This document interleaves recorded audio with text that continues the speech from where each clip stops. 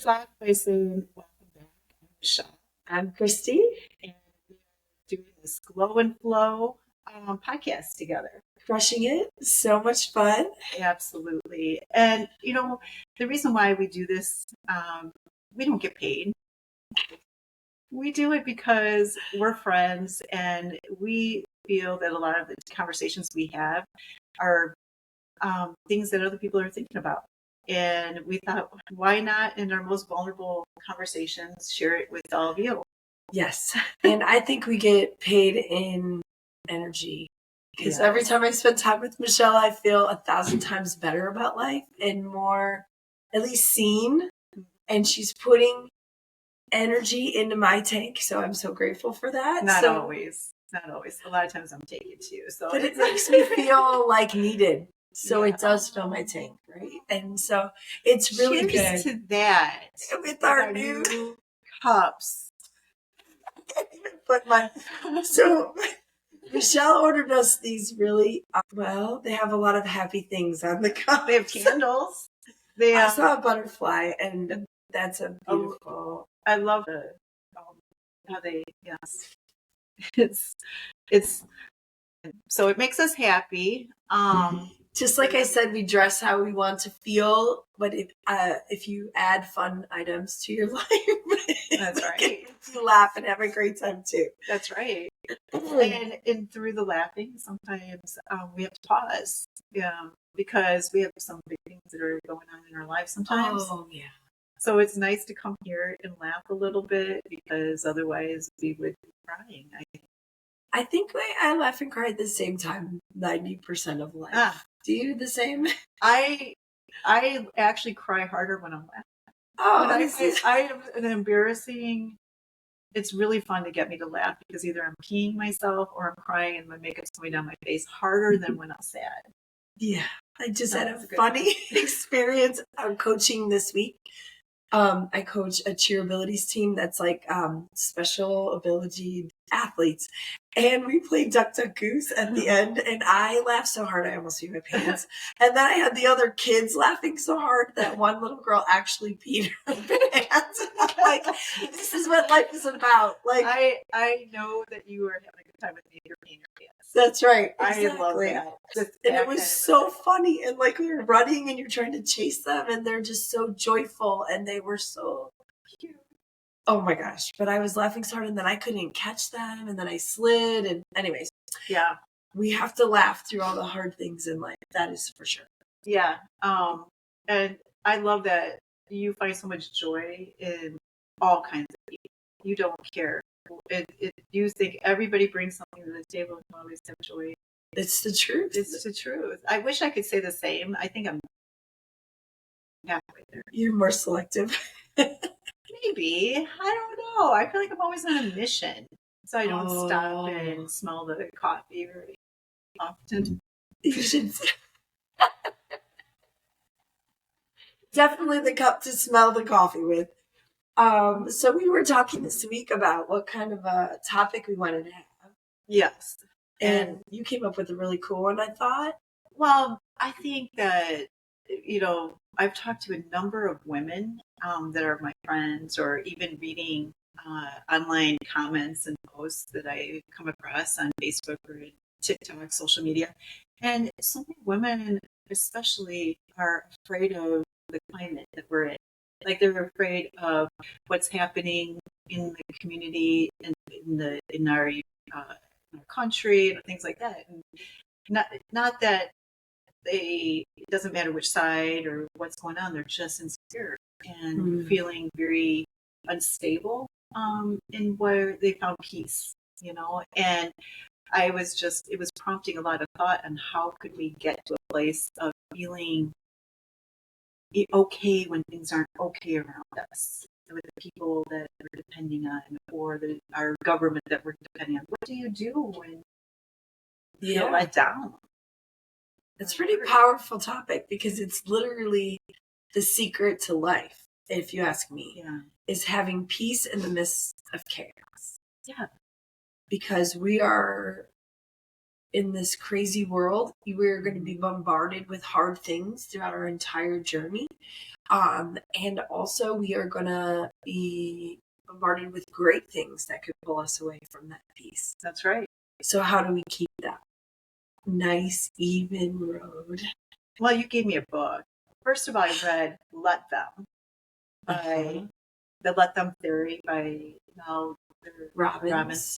And then I followed up with a book called Zero Limits by, what's his name? Joe Vitale. And it's all about taking responsibility for yourself. One of my favorite books in the entire world. I told Michelle about it last week. I have 2 of them, and that one changed my life, like my life perspective.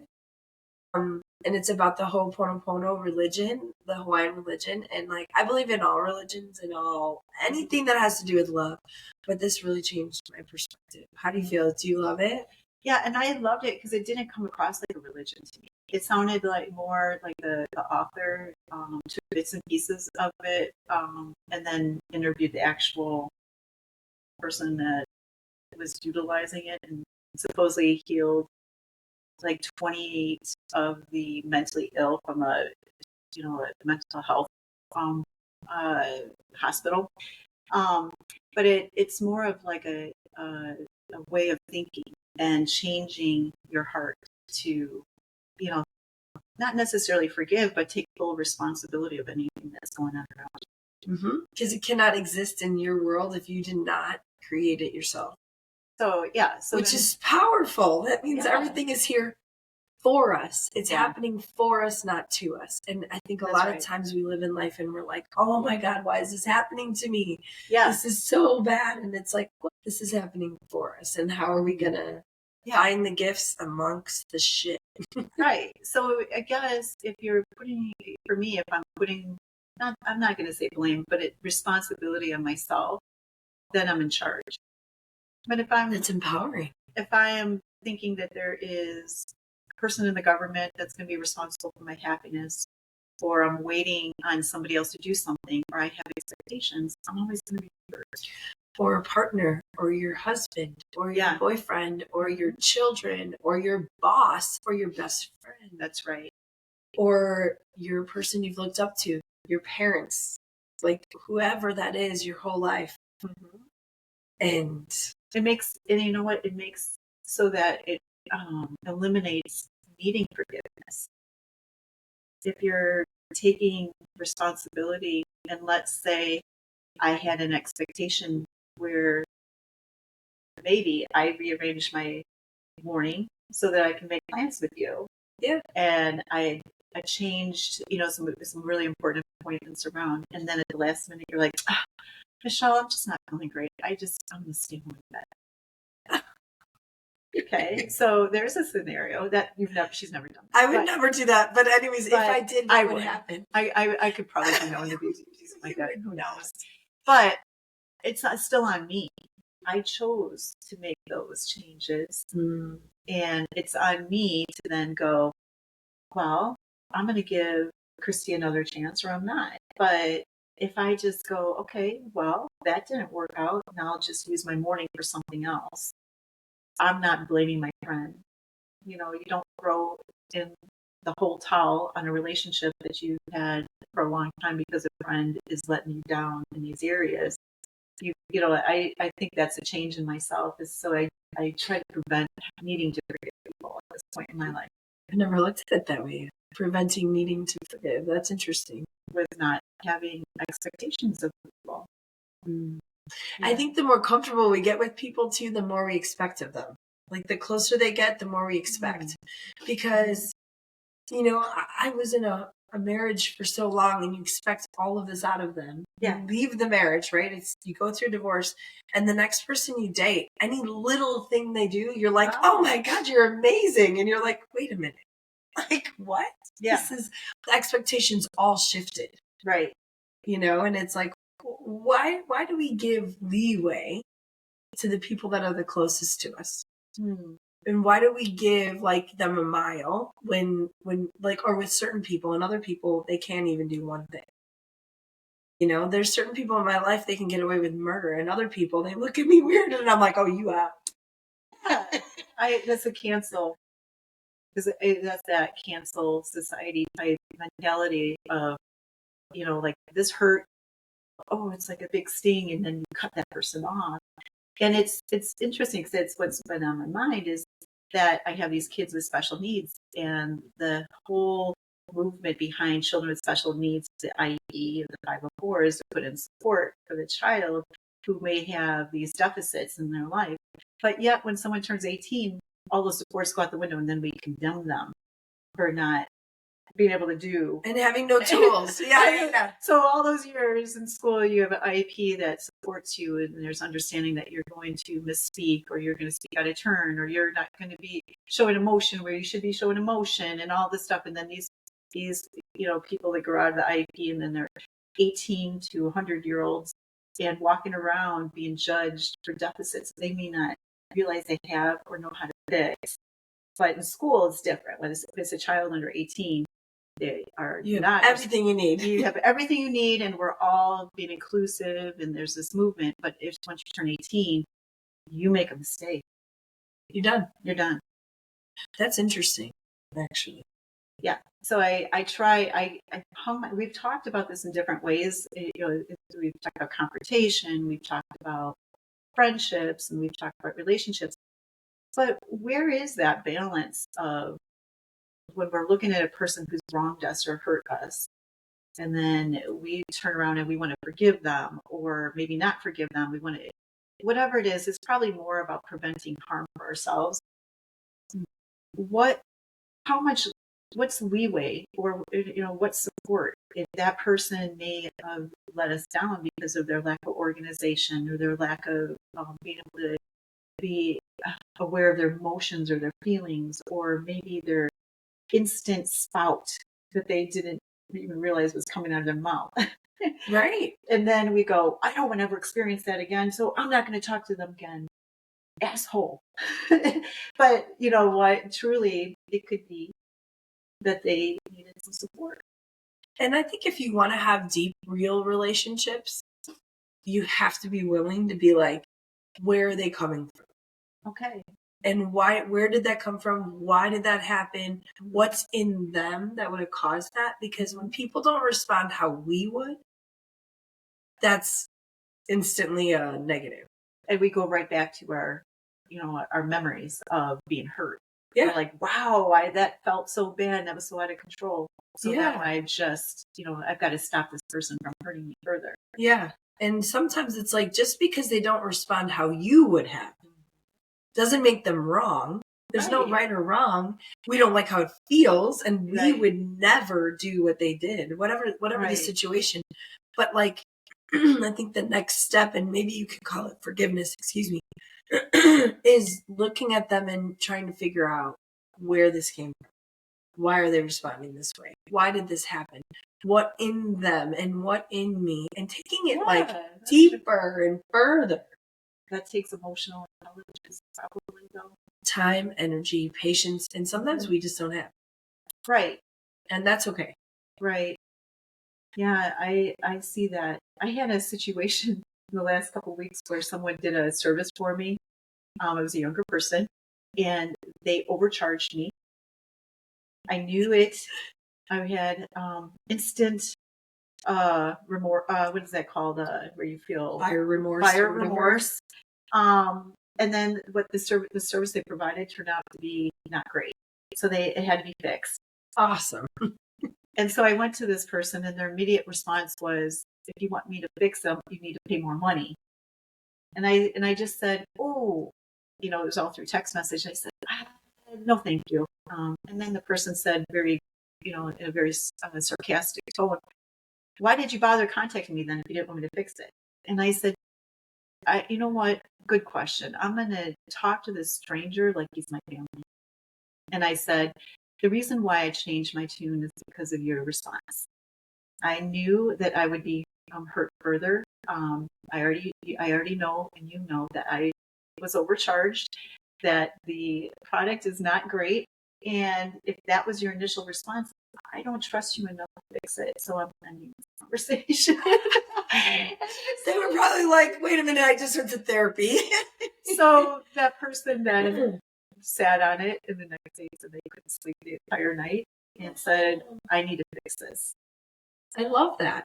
I wasn't rude to him. You were honest. I didn't go to social media and blast his business all over. I just was honest. I love that. So I didn't feel like I had to hold a grudge against him. And you were able to. So this is what I believe in forgiveness. I believe forgiveness is freeing yourself from holding the responsibility of other people. So if you shared how you felt, expected nothing in return from him.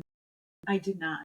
I let the money go and all of that. But at the same time, I was like, well, universe, if there's something that this younger person can learn from me as a mentor, maybe it was therapy. I don't know. But it also seemed like parenting. Yeah, parenting and therapy are the same. Yes, the age of one of my kids. So I was like, that stung. But it was an opportunity where he asked me a question. Why did you contact me if you didn't want me to help you? And I did immediately said, I did contact you so you could help me, but you weren't helpful. you weren't helping me. So therefore, this was my next action. And I don't think many of us give feedback to each other so we can know how we could interact better. Maybe he just had no idea. Maybe he was an IEP, 504 IEP person in school. Maybe he just, it's just some things that come really easy to me. I have the gift of gab and sharing. I'm connected with my emotions. Not everybody is. No. And you know what? That was a great gift because you gave him the opportunity to self-reflect. Yeah. And a lot of times we're so busy. No. But you gave him a chance to make it right. He didn't even know it was wrong, though. You are such a good friend. You think so? I don't know. I feel like that's how I did a good job in that. I think you did a great job. Well, I've always been an awkward person. And I think that there's things that I didn't see growing up because where other children lived in this kind of dogmatic lifestyle, they understood a birthday party and then the etiquette of a birthday party, or they understood going to a family get together and the etiquette of.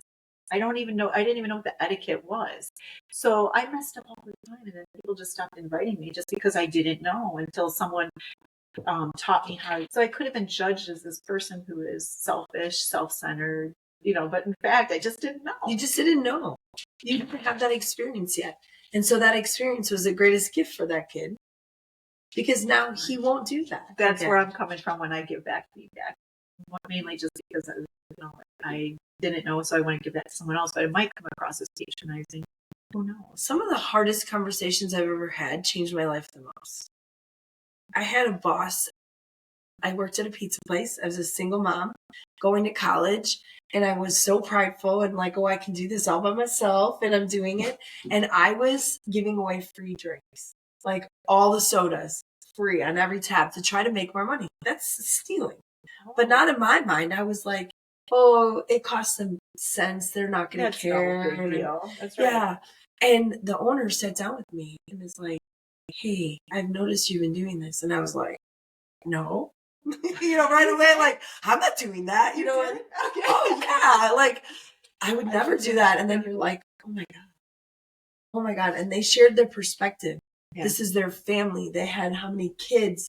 And I was like, oh my God. Then I realized what I was doing. And I got fired, as I should. But I never, from that moment.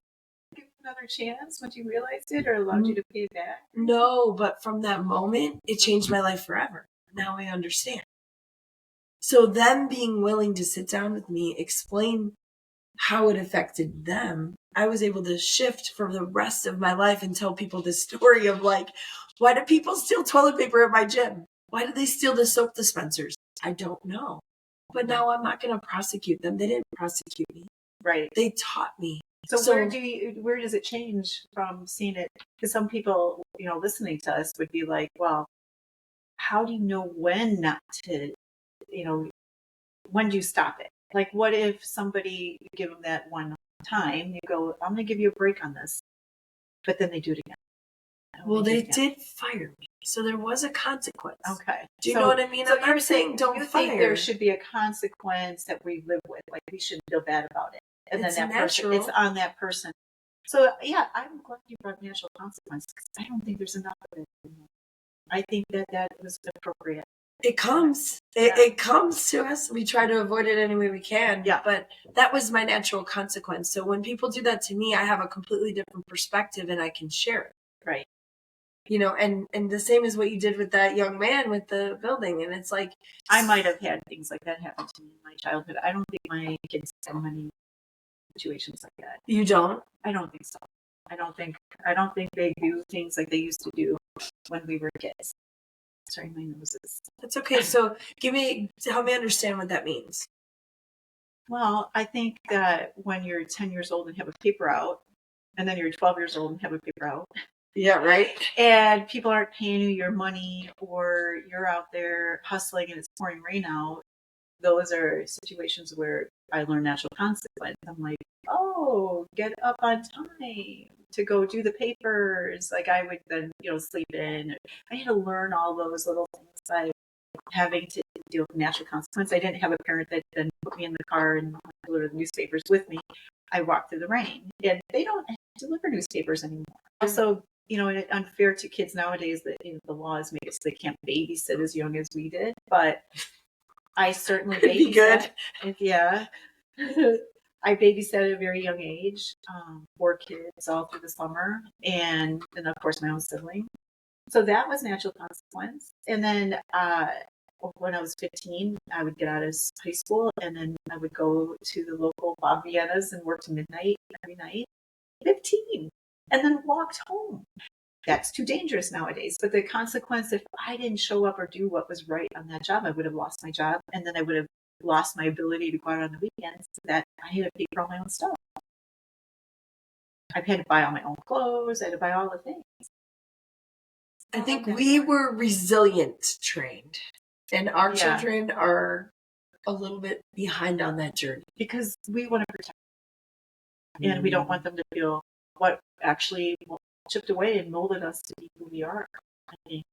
And that isn't fair. A lot of what the kids got chipped in, I think, came from our society, which all of us women are worried about.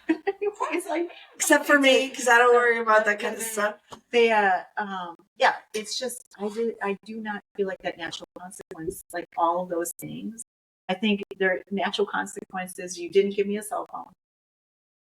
How come I can't have TikTok on my cell phone? A lot of those things, and the things that they're going through are really heavy, because when they do get on social media, I think these kids are dealing with things that I never had to worry about. Right. I didn't have to worry about perpetrators trying to get to me, and we worry our kids all the time, like stranger dangers around the corner. Be careful, be careful, be careful, be careful. That's so they don't get those natural consequences on their own, because we're so careful to make sure that we don't let those bad things get to them, which are real things. They really are real things. So they need to have more experience with us protecting them less. Or I know, like, how do you? I hear all of that, but it's like, how do you do it, especially when the society is set up the way it is, where kids do not walk to school anymore. I don't know about you, but I walked 3 miles both ways in the wintertime. I don't know what I did, to be honest. I think I walked to the bus stop, but I went to a private school. Yeah, I'm teasing about that, but I did walk far. Did you walk? Look at me taking it all serious. Kids nowadays, I drive them to the city. They do not walk. They just do not walk. We walk through people's backyards, and then if we was stepped the wrong direction one way or the other, the neighbors would yell at us. Oh yeah. It just natural consequence was around every corner that set up social, cues. I think, like, you just knew to not do certain things because you would get a hand slap, so to speak.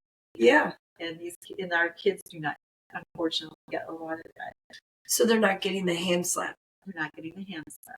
Because we're solving it for them. We are definitely solving it, or feeling guilty that we didn't feel loved. If there is pain or hurt, then it's an automatic, like, oh, what did I do? My poor child had to go through XYZ, instead of just letting them feel, so that they can experience it and set their own boundaries, or set up their own solutions, use their own abilities, feel good about themselves.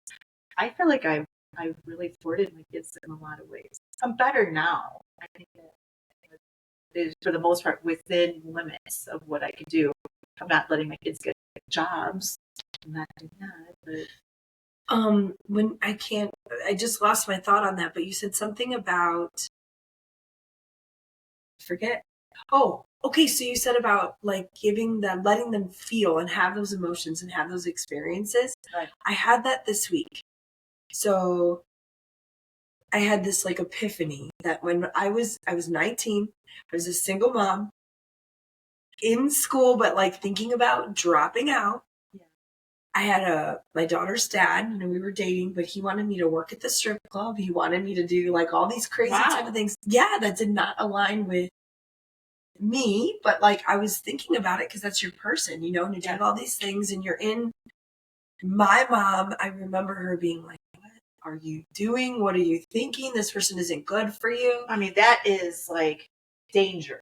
Yeah. That's not I feel like that's not a natural consequence thing that you would let your kid experience. Yeah. She's trying to save me from this. I remember my grandma talking to me.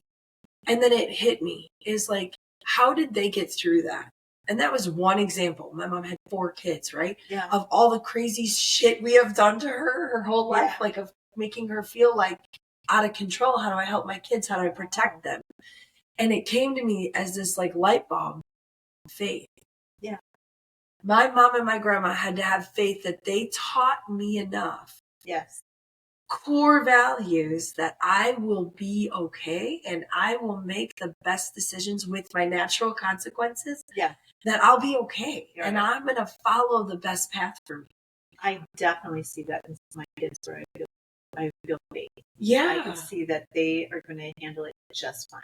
And if they would have stepped in and been like, you need to leave him and I'm taking your daughter and like, think about all the things they could have done. They could have been like, we're not paying, I didn't have a cell phone at the time. I think we had beepers, but or I'm not paying your car insurance anymore. So what did your mom do? Literally love me through every second of it. That's it. Okay. She would sit down and listen just like this. We would talk. I would bring my daughter Alana over, because I was trying to do it on my own. I had my own heart rate at this time. Probably just turned 20. Okay, so you're a 20-year-old who has a child thinking about this boyfriend's ideas and taking them seriously for you. Yeah, I got an loved him so much that you wanted to make it happen. But do anything for my family because it was my family. He was my daughter's dad. So your mom didn't say, I think that's a bad idea. She shared her perspective. Okay. Like, you're brilliant, Kristy. You have dreams to go to medical school.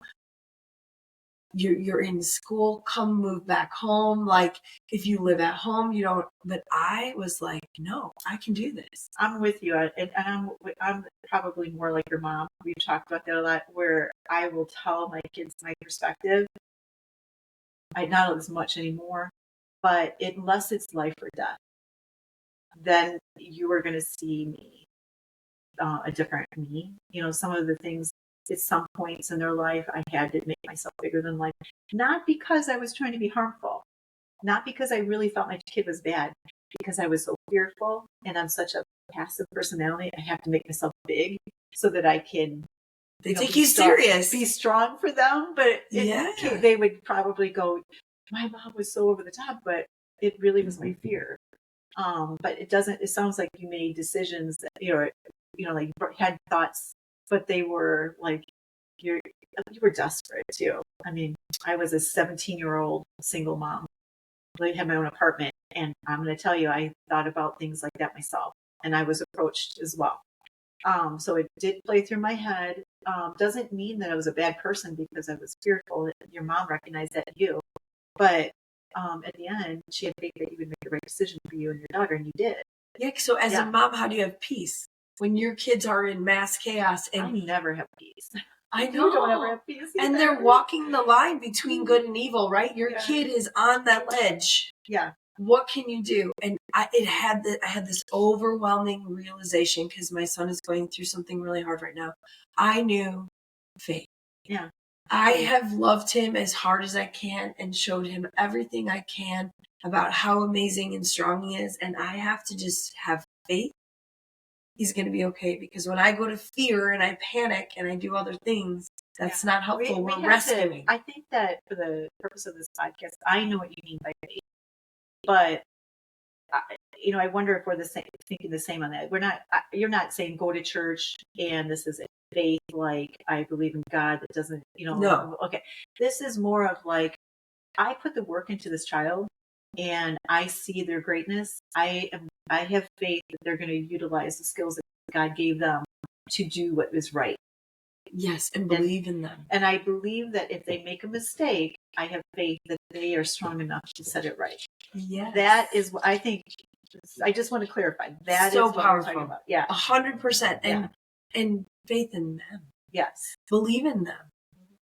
If we rescue them from everything, yeah, we're robbing them. You're the one who told me this month, maybe a year ago, and I was like, oh, that's so powerful. We're robbing them of that experience of which feeling. is the natural consequences that shape us. Yeah, we are. Yes, 100%. And then if they can go through it, even if they make, I made a lot of bad mistakes and choices, a lot of them, and I'm just fine. Yeah. Did I go the hard route many times? Yeah. Yes. Witnesses that go back 30 years that would say, I remember Michelle when. You're right.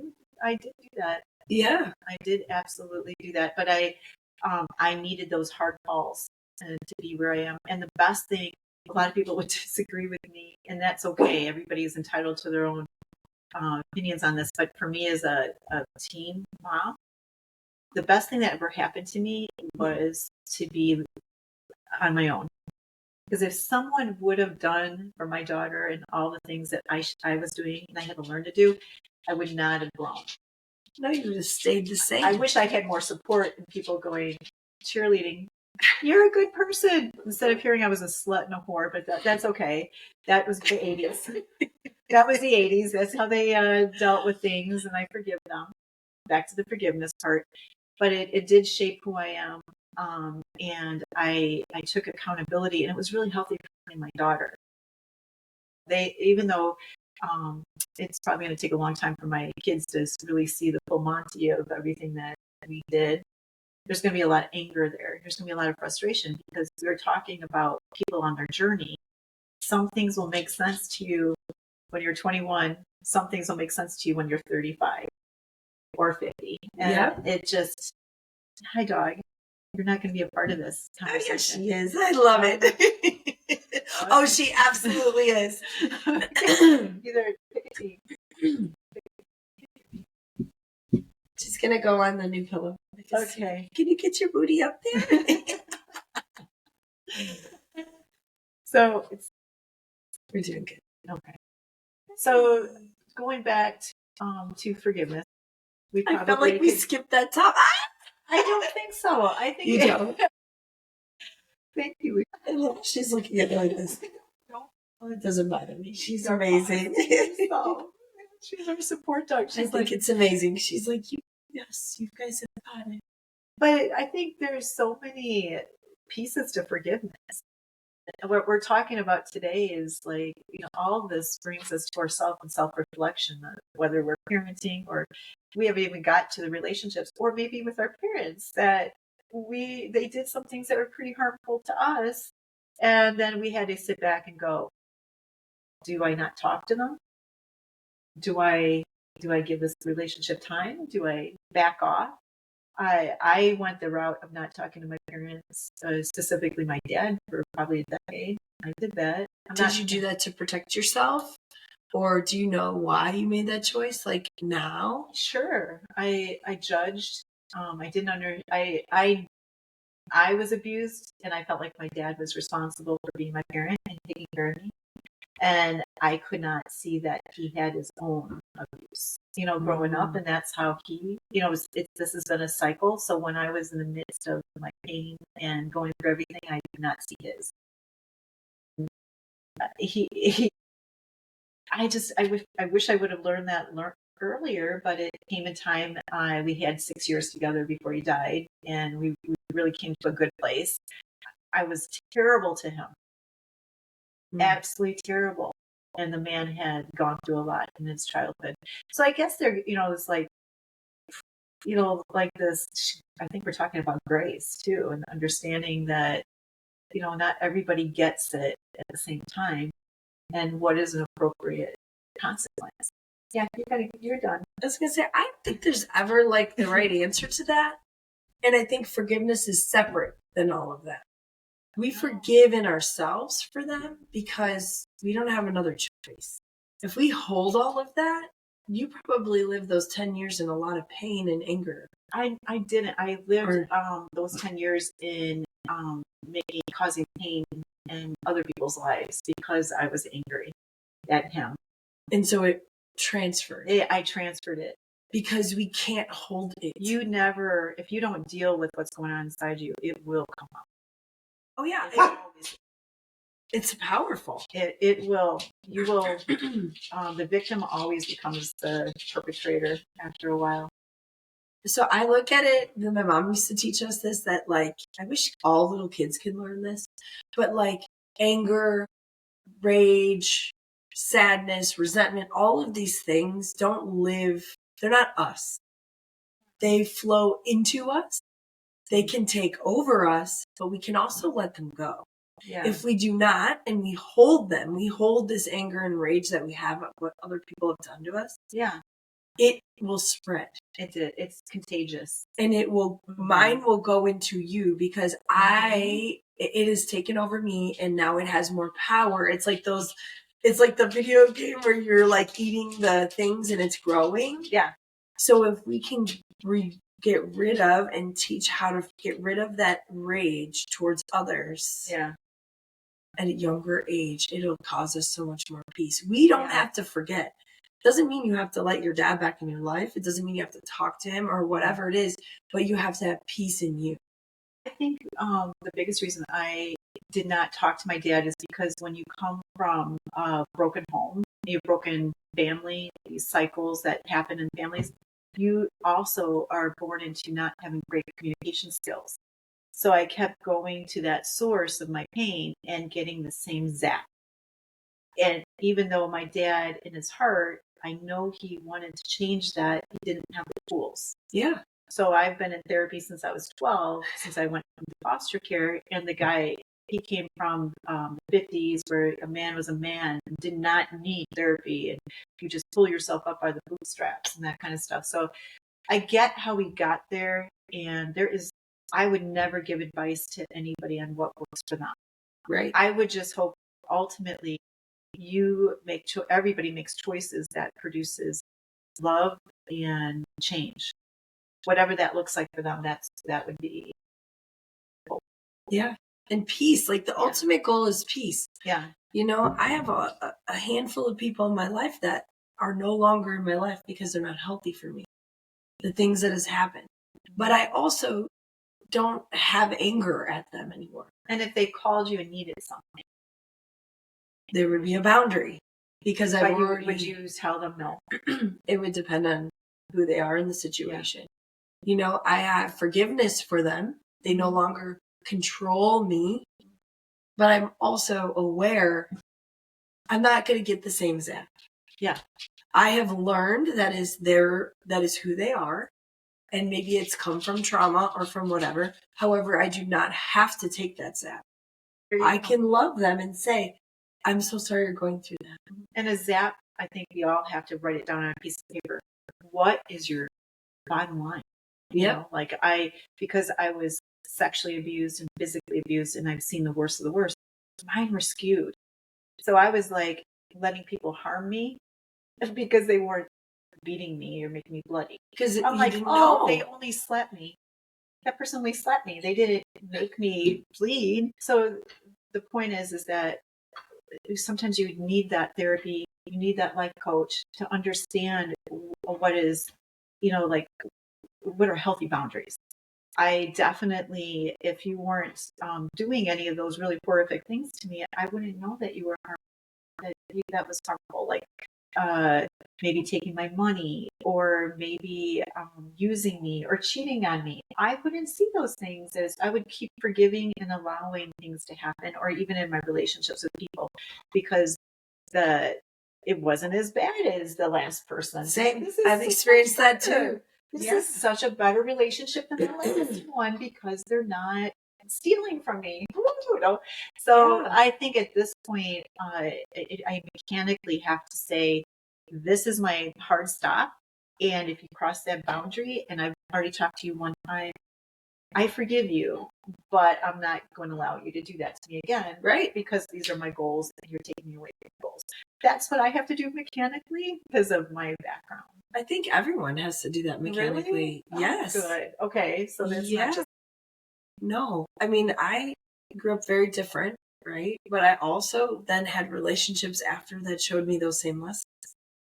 So it's like, I think we're going to experience, everyone has to experience it at some time. Okay. To learn boundaries, to learn. But some come with tools early on and some don't. So it's like, I feel like if we could get our kids to know these tools, they'll go through so much.